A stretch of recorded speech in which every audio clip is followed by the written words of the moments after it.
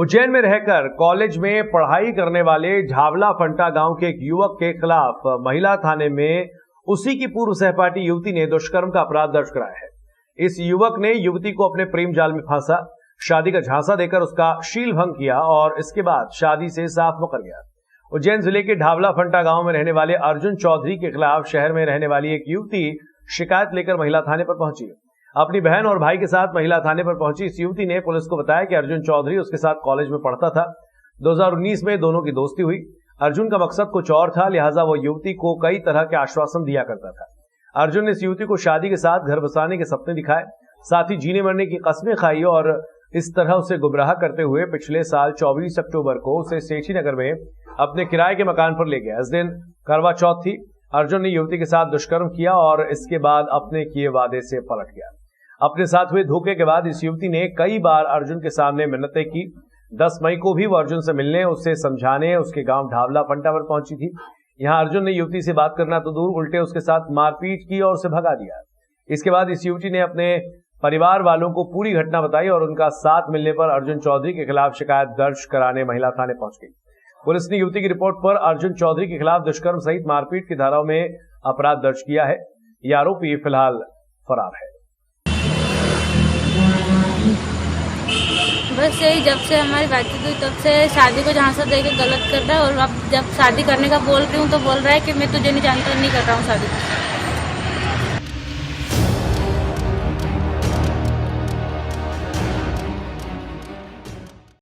थानों में झूठी शिकायतें करने के बाद व्यापारियों से रुपए ऐंठने वाली गैंग शहर में लगातार सक्रिय बनी हुई है।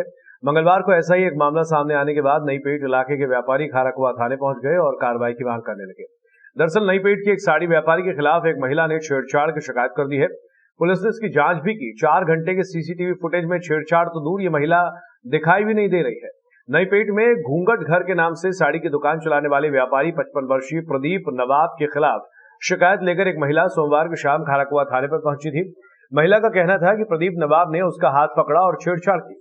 महिला की शिकायत के बाद उसके आरोपों की पुष्टि के लिए नईपेट की 2 दुकानों के करीब 4 घंटे के सीसीटीवी फुटेज चेक किए गए। सभी फुटेज में व्यापारी दुकान पर बैठा नजर आया, लेकिन किसी भी फुटेज में महिला नजर नहीं दिख रही। ये महिला जिवाजीगंज थाना क्षेत्र के हरिनगर में रहती है। खाराकुआ थाने से सोमवार शाम को पुलिसकर्मी प्रदीप नवाब को थाने ले आए थे। उन्हें कुछ देर तक थाने में बैठाए रखा गया और उसके बाद छोड़ा गया। इस घटना के बाद नईपेट व्यापारी एसोसिएशन के अध्यक्ष विजय अग्रवाल के नेतृत्व में बाजार के व्यापारी खाराकुआ थाने पर पहुंचे। व्यापारियों ने आरोप लगाया कि शहर में इस तरह की कई गैंग सक्रिय है जो झूठी शिकायतों को आधार बनाकर व्यापारियों को ब्लैकमेल कर रही है।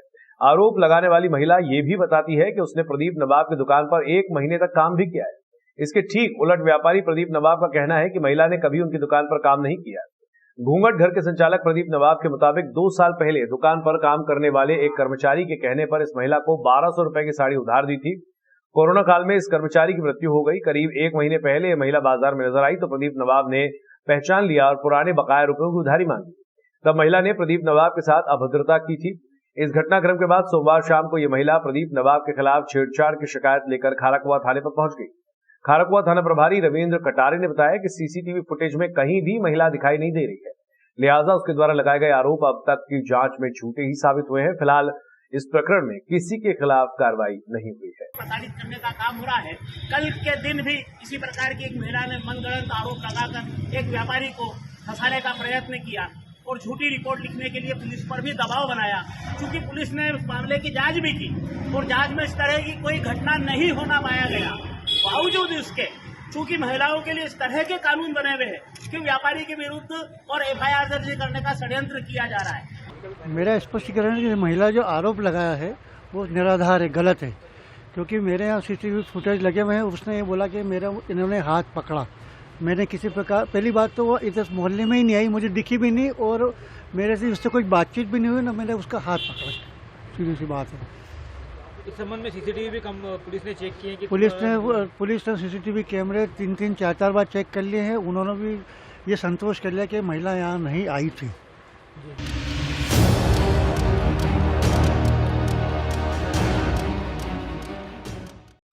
उज्जैन पुलिस द्वारा संभ्रांत परिवार के लोगों पर कुछ दिन पूर्व झूठा प्रकरण दर्ज करने से परिजन एवं ग्रामीण ने मंगलवार को आईजी और एसपी को ज्ञापन देकर निष्पक्ष जांच की मांग की है। परिजनों ने अधिकारियों को उनके घर ले जाकर सीसीटीवी फुटेज सौंपे और कहा कि वे घर पर मौजूद थे तो फिर हमला कैसे कर सकते हैं। जिन पर हमले की कायमी की गई है उनका मोबाइल टावर लोकेशन भी चेक करवा लीजिए। वे लोग जांच में सहयोग करने को तैयार हैं। मामले में एसपी श्री शुक्ल ने जांच करने के निर्देश दिए। उज्जैन माधवनगर पुलिस द्वारा कुछ दिन पूर्व मारपीट सहित प्राणघातक हमले का झूठा प्रकरण दर्ज करने से नाराज नरवर के संभ्रांत परिवार के सदस्यों एवं ग्रामीणों ने मंगलवार को आईजी संतोष कुमार सिंह और एसपी सत्येंद्र कुमार शुक्ल को ज्ञापन देकर निष्पक्ष जांच की मांग की है। परिजनों ने अधिकारियों को उनके घर लगे सीसीटीवी फुटेज सौंपे और कहा कि जब वे घर पर मौजूद थे तो हमला कैसे कर सकते हैं। जिन्होंने हमले की बात कही है उनके मोबाइल टावर लोकेशन भी चेक करवा लेना चाहिए। लोगों ने कहा कि वे जांच में सहयोग करने को तैयार है। मामले में एसपी ने जांच करने के निर्देश दिए। पृथ्वीराज सिंह झाला ने बताया कि हिमावत सिंह झाला नरवर सहित अन्य लोगों के विरुद्ध आरिफ नामक व्यक्ति द्वारा थाने में मारपीट व गाली गलौज एवं धारा 307 की झूठी रिपोर्ट दर्ज कराई गई। घटना 27 अप्रैल को शाम 4:30 बजे पर रजिस्ट्रार ऑफिस के सामने वाली रोड पर बताई जा रही है। इस घटना के बारे में किसी भी प्रकार की जानकारी नहीं थी, ना ही इस घटना से कोई प्रत्यक्ष एवं परोक्ष रूप से इन लोगों का कोई संबंध था, इसलिए वे नियमित कार्य कर रहे हैं। उन्होंने ये भी कहा कि रेवेन्यू कोर्ट एवं सिविल न्यायालयों के विचाराधीन संपत्तियों के विवादित मामले में वे स्वयं अदालत में अपनी उपस्थिति भी दर्ज करा रहे थे। अगर उन्होंने कोई अपराध किया होता तो इस प्रकार न्यायालयीन कार्यों में उपस्थिति दर्ज नहीं करते। वे नियमित रूप से चलने वाले मोबाइल नंबर भी दे रहे हैं, जिसके कारण यह सिद्ध हो चुका है कि प्रार्थी गणों में से कोई भी घटनास्थल पर मौजूद नहीं था। और ये जो एक फर्जी रिपोर्ट लिखवाई है और आरिफ पटेल इस तरीके के काम पहले भी काफ़ी बार हमारे परिवार के खिलाफ कर चुका है। क्योंकि ये परिवार का जमीन विवाद का मामला है जिसमें आरिफ पटेल बीच में दलाल है और वो चाहता है कि हमको क्षति पहुँचे। इस तरीके से वो एक फर्जी रिपोर्ट लिखवा कर हम लोगों को परेशान करने की कोशिश कर रहा है। इसमें पुलिस ने एफआईआर दर्ज कर धाराओं के अंतर्गत एफआईआर दर्ज की है। उसी की जानकारी प्राप्त करने हेतु हम लोग यहाँ पे एसपी साहब के पास आए ताकि उस पर एक निष्पक्ष जांच की जाए, क्योंकि वो की जो घटना उसने बताई वो एक फर्जी घटना है। इसलिए हम एसपी साहब के पास आए हैं और हम चाहते हैं कि एक उसमें निष्पक्ष जांच एसपी साहब करें। एक हमारे गांव के पास में खोखरिया करके गांव है, वहाँ का एक व्यक्ति है आरिफ पटेल करके, और उसके बाद इसने उस चीज़ को लेके ये जो राजा साहब हैं इनके ऊपर ये फर्जी मुकदमा दायर करवाया आज माधवनगर थाने में अभी 27 तारीख के दिन। और अभी हम थाने पे गए थे, माधवनगर थाने पे, वहाँ के थाना प्रभारी से हमारी चर्चा भी हुई। थाना प्रभारी ने भी कहा है कि हम इसको पूरी जांच को व्यवस्थित तरीके से देख के उसके जो भी होगा उस पर कार्रवाई करेंगे। और हम भी प्रशासन से यही मांग करते हैं कि इस पर उचित कार्रवाई हो।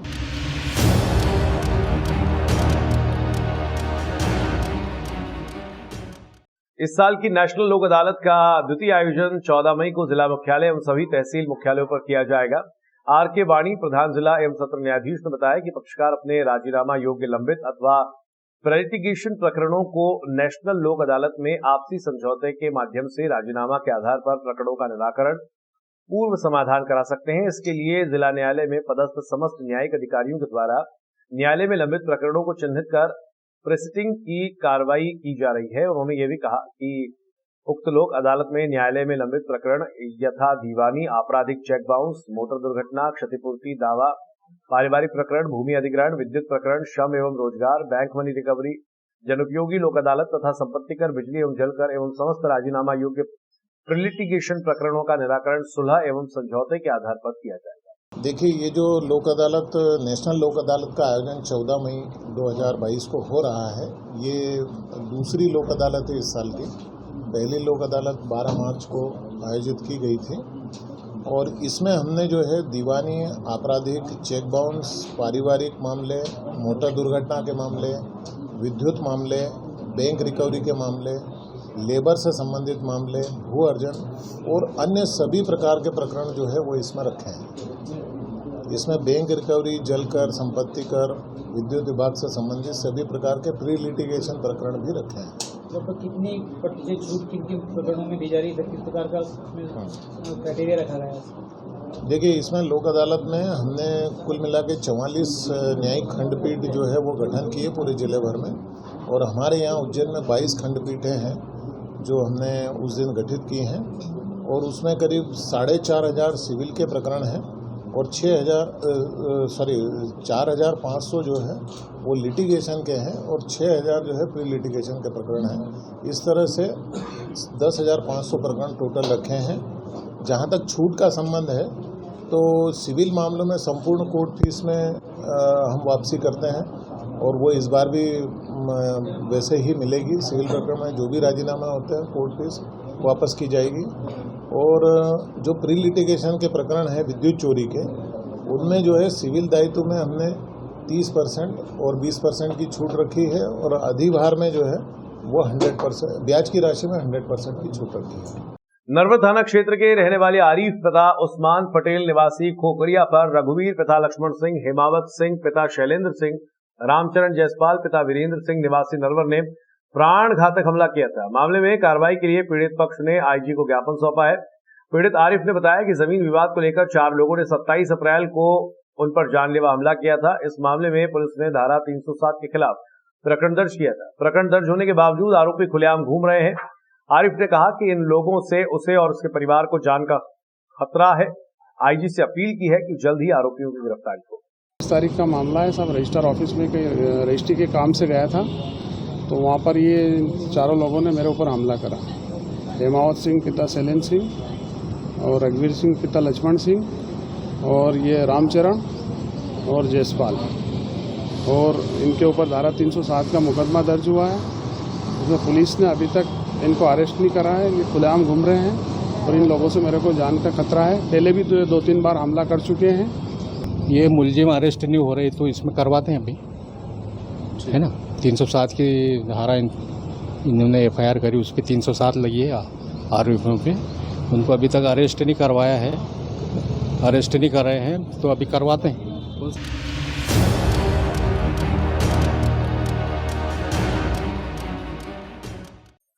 राष्ट्रपति रामनाथ कोविंद का 29 मई को उज्जैन आना प्रस्तावित है। वे यहां अखिल भारतीय आयुर्वेद महासम्मेलन स्व सहायता समूह सम्मेलन में भाग लेंगे तथा भगवान महाकालेश्वर के दर्शन करेंगे। राष्ट्रपति रामनाथ कोविंद के उज्जैन के प्रस्तावित कार्यक्रमों के संबंध में कलेक्टर आशीष सिंह एवं पुलिस अधीक्षक सत्येंद्र कुमार शुक्ल ने हेलीपैड, सर्किट हाउस एवं कालिदास अकादमी संकुल हॉल का निरीक्षण किया एवं आवश्यक दिशा निर्देश दिए। निरीक्षण के दौरान एडीएम संतोष टैगोर, एसपी आकाश भूरिया, एसडीएम गोविंद दुबे, जगदीश मेहरा, संजीव साहू, उप पुलिस अधीक्षक एसपीएस राठौर एवं अन्य संबंधित अधिकारी मौजूद थे। कलेक्टर ने हेलीपैड पर कारपेंटिंग करने, पेड़ों की छटाई करने, आंतरिक मार्गों को ठीक करने के निर्देश दिए हैं। इसी तरह उन्होंने सर्किट हाउस के रेनोवेशन के निर्देश दिए हैं। उन्होंने भोजन कक्ष, बैठक हॉल एवं कक्षों का निरीक्षण किया एवं आवश्यक सुधार के निर्देश दिए। इसके बाद कालिदास अकादमी स्थित पंडित सूर्यनारायण संकुल पर चल रही तैयारियों का निरीक्षण किया एवं निर्देश दिए कि हॉल का रिनोवेशन तथा कॉरिडोर में फर्श ठीक किया जाए। साथ ही उन्होंने जवाहर हॉस्टल में लगी हुई बाउंड्री वॉल बनाने के निर्देश दिए। इधर एसपी सत्येंद्र शुक्ल ने कहा कि राष्ट्रपति के आगमन को लेकर तैयारी पूरी कर ली गई है। महामहिम राष्ट्रपति के शहर में 3 कार्यक्रम हैं। वहीं कालिदास संस्कृत अकादमी के प्रभारी निदेशक डॉक्टर संतोष पंड्या ने बताया कि महामहिम राष्ट्रपति के कार्यक्रम कालिदास अकादमी के संकुल भवन में होंगे। महामहिम राष्ट्रपति के आगमन के पूर्व संकुल भवन का संधारण का कार्य किया जा रहा है। महामहिम राष्ट्रपति जी का आगमन कालिदास संस्कृत अकादमी में हो रहा है। यहाँ आयुर्वेद महासंघ द्वारा आयुर्वेद सम्मेलन किया जा रहा है, उसमें महामहिम राष्ट्रपति जी का आगमन हो रहा है। तो महामहिम राष्ट्रपति जी आ रहे हैं तो उनके सम्मान के लिए, उनके स्वागत के लिए इस भवन का संधारीकरण किया जा रहा है, उसका रंग रोगन किया जा रहा है और जो उसमें आवश्यक व्यवस्थाएं जो हैं उनको हम निर्माण और संधारण करवा रहे हैं। भ्रमण किया गया था और उस दौरान उनकी आगमन के पूर्व की जो तैयारियां होती हैं सुरक्षा व्यवस्था से जुड़ी हो या उनकी व्यवस्थाओं से जुड़ी है, उन सभी लोगों को निर्देश दिए गए हैं और ये तैयारियां प्रारंभ हो चुकी हैं। जहां तक सुरक्षा व्यवस्था का सवाल है, सुरक्षा व्यवस्था को लेकर हमने पूरा आकलन उसका किया है और हमें पुलिस मुख्यालय से इसके लिए संदर्भ में अतिरिक्त बल मिलेगा, अतिरिक्त अधिकारी मिलेंगे। और चूंकि महामहिम राष्ट्रपति महोदय का जो दौरा होता है निश्चित तौर पर काफ़ी अहम और महत्वपूर्ण दौरा होता है। उस दौरान सभी तरह के जो व्यवस्थाओं को लेकर और जो सुरक्षा व्यवस्थाओं को लेकर हमारे वरिष्ठ अधिकारी सीनियर लेवल से हर वेन्यू के लिए आएंगे और फिर उसके अनुरूप भी व्यवस्था प्लान की जाएगी और सब दौरा सुरक्षा के साथ और सुविधा के साथ संपन्न होगा। ये हमारी व्यवस्थाएं रहेंगी।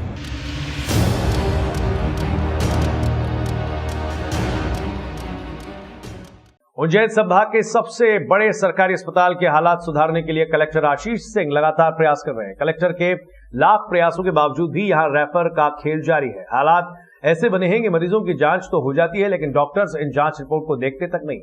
उज्जैन जिले में बड़नगर तहसील के मकड़ावन गांव में रहने वाली पेपाबाई 9 मई की शाम नागझीरी के पास मोटरसाइकिल से नीचे गिरकर घायल हो गई थी। पेपाबाई को सिर में चोट लगी। परिजन उन्हें 9 मई की शाम को ही जिला अस्पताल लेकर पहुंच गए। 2 दिन पेपाबाई इस अस्पताल में भर्ती रही। उनकी हालत में कोई सुधार नहीं हुआ। मंगलवार की रात एक डॉक्टर ने पेपाबाई को इंदौर एमवाई रेफर करने की सलाह दे डाली। पेपाबाई के परिजनों का कहना है कि अस्पताल में लाए जाने के बाद उनका एक्सरे हुआ, सिटी स्कैन जांच की गई। इन दोनों ही जांच को किसी डॉक्टर ने देखा तक नहीं। अस्पताल में उनका ठीक से इलाज तक नहीं हुआ और अब रेफर करने को कह दिया गया। मजबूरन पेपाबाई को उनके परिजन एक निजी अस्पताल ले गए हैं। उज्जैन का जिला अस्पताल संभाग का सबसे बड़ा सरकारी अस्पताल है। जिला अस्पताल और चरक भवन प्रसूति गृह, इन दोनों ही जगहों पर भर्ती होने वाले मरीजों को बेहतर उपचार मिल सके, इसके लिए प्रशासनिक स्तर पर सतत प्रयास किए जा रहे हैं। पिछले दिनों कलेक्टर आशीष सिंह ने यहां का औचक निरीक्षण किया था। कलेक्टर के दौरे में खुलासा हुआ कि यहां कई मरीजों को दवाएं तक नहीं मिल पा रही थी। एक डॉक्टर को इस संबंध में निलंबित भी किया गया था। परसों आए थे हम यहाँ पे, लेकिन वो क्या है कि इलाज हो नहीं पा रहा है यहाँ पे, डॉक्टर कोई सुनवाई कर नहीं रहे। और यहाँ पे आए हम, डॉक्टर को बोला भी सही, लेकिन वो बोल रहे हैं कि सब सही है, सब सही है। एक डॉक्टर आया रात को, वो बोला कि आप तो एमवाई ले जाओ, हम रिस्क नहीं लेते। कौन कौन सी जांचें यहाँ पर कराई हैं? यहाँ पे बस वो सिटी स्कैन हुआ है और एक्सरे हुआ है। क्या बताया डॉक्टर ने? देख के कुछ बताया उसने? डॉक्टर ने देखा ही नहीं है। नहीं देखा। तुमको क्या हुआ? तो आपको यहाँ से आप कहाँ शिफ्ट हो रहे हैं? हम जा रहे हैं अभी एडी आंजना।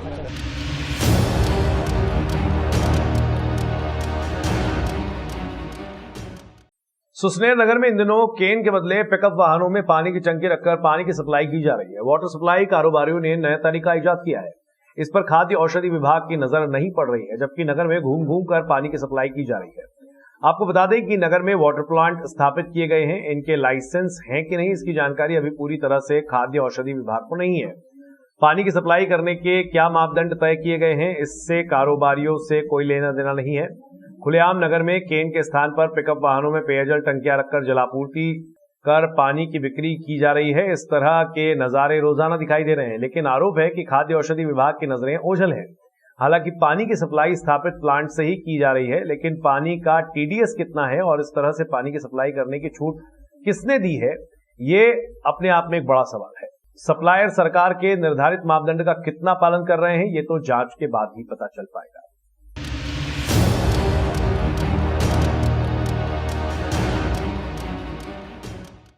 सुसनेर वन परिक्षेत्र अधिकारी यशवर्धन टेलर द्वारा वैध टीपी प्रदान नहीं करने व अवैध टीपी की जांच करने के संबंध में अजहरुद्दीन मंसूरी ने एसडीएम सोहन किनाश से शिकायत कर कार्रवाई करने की मांग की है।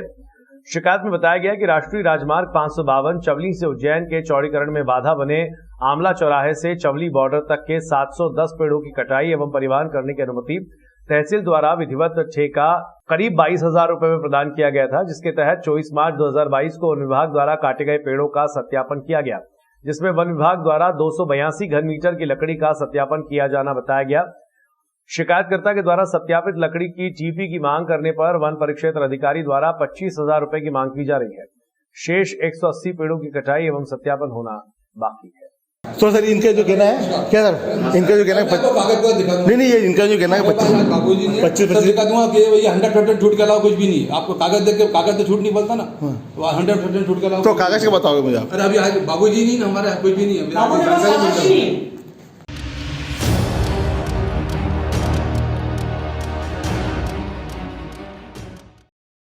राजगढ़ में अंतर्राज्यीय नकबजनी गिरोह का एसपी ने खुलासा कर दिया है। बदमाश सोने चांदी के जेवरात व नकद करीब 2.5 लाख रुपए का सामान चोरी कर ले गए थे। कूलर में गहरी नींद में सो रहे उद्भव नगर राजगढ़ निवासी अभिषेक व्यास के घर अज्ञात चोरों ने खिड़की के सहारे अंदर घुसकर अलमारी का लॉक तोड़ने की कोशिश की। लॉक नहीं टूटा तो अलमारी ही उठाकर नाले में ले गए और उसका लॉक तोड़कर सोने चांदी के जेवरात एवं नकद करीब 2.5 लाख रुपए का सामान चोरी कर ले गए। एफएसएल प्रभारी डॉग स्क्वाड एवं फिंगरप्रिंट विशेषज्ञों ने घटनास्थल का निरीक्षण किया। थाना कोतवाली ने आरोपियों के विरुद्ध 457, 380 के तहत प्रकरण दर्ज कर जांच शुरू की। जांच के दौरान पुलिस ने मुख्य आरोपी जगदीश उर्फ जगा भील फतेहपुर के घर दबिश दी। राजाराम उर्फ राजेश भील 25 मोंगियाबे, पप्पू भील 25 वर्ष मोंगियाबे, भाई साहब भील 20 साल निवासी ग्राम कुसुमपुरा को पकड़कर गिरफ्तार किया। आरोपी पूर्व में चाटुखेड़ा, खुजनेर, छापीहेड़ा, ब्यावरा में चोरी की घटना को अंजाम दे चुके, जिनके खिलाफ कई आपराधिक रिकॉर्ड दर्ज है। न्यायालय से स्थायी वारंट जारी किए गए हैं। स्वामी जी और पूरी थाना कोतवाली की टीम ने बहुत अच्छा, बहुत साहसपूर्ण काम किया है और दूसरे जिले में जाकर इन्होंने लोकल पुलिस की मदद से आरोपियों को गिरफ्तार किया है। लेकिन 10,000 रुपये का इसमें इनाम घोषित था, वो दिया जा रहा है। अभी इन लोगों को पुलिस रिमांड पे लिया जाएगा। जो चोरी का इन्होंने सामान था इसे बरामद कर लिया गया है। कुछ कैश है वो अन्य आरोपियों के पास है, उसके संबंध में भी अभी इसमें 5 आरोपी फरार हैं। उनके संबंध में पूछताछ की जाएगी और जल्दी उनको भी गिरफ्तार किया जाएगा।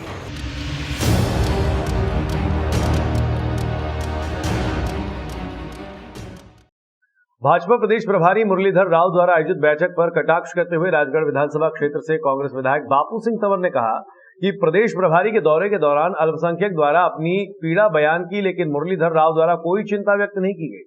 दलित के घर खाना खाने जाकर नौटंकी कर रहे हैं। चुनाव का वक्त करीब आता है तो दलित याद आ जाता है। ये केवल वोट बैंक की राजनीति है। साथ ही उन्होंने बढ़ती हुई महंगाई पर केंद्र सरकार को आड़े हाथों लिया। भाजपा केवल पोस्टर में है, धरातल पर कोई अस्तित्व नहीं है। जनता इन्हें नकार चुकी है और ये राजगढ़ में केवल जमीन तलाशने की कोशिश कर रहे हैं। कार्यकर्ताओं की बैठक में एक अल्पसंख्यक के द्वारा अपना दर्द बयां किया, अपनी पीड़ा व्यथा सुनाई, लेकिन मुरलीधर राव जी ने उनकी कोई चिंता व्यक्त नहीं की। साथ ही अल्पसंख्यक और दलित के घर खाना खाने जा रहे हैं, नौटंकी कर रहे हैं, कहीं कुर्सी पे बैठ के खाना खा रहे हैं तो कहीं नीचे बैठ के खाना खा रहे हैं। सवाल ये उठता है कि जब भी चुनाव आता है तो गरीब आदमी याद आता है, दलित याद आता है। केवल ये वोट बैंक की राजनीति करने में माहिर है। गरीब आज के समय में, इस महंगाई के दौर में इतना परेशान है गरीब व्यक्ति, वो महंगाई नहीं दिख रही भारतीय जनता पार्टी के नेताओं को। आज क्या कीमत हो गई है? रसोई गैस, रसोई का तेल, पेट्रोल, डीजल, तमाम वस्तुओं के भाव बढ़ चुके हैं और इतने बढ़ चुके हैं कि आम आदमी की पहुंच से दूर होते जा रहे हैं।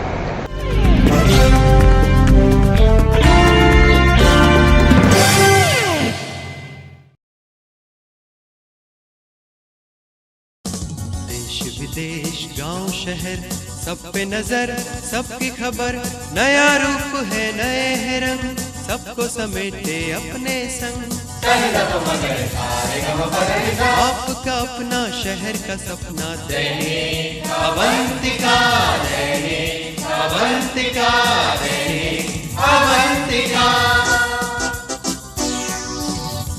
राजनीति, फिल्मी बातें, सब कुछ ही हम इसमें पाते। घर, होटल, ऑफिस या दफ्तर, क्लर्क, प्यून या हो फिर अफसर, सबका चहेता, सबका प्यारा दैनिक अवंतिका, दैनिक अवंतिका।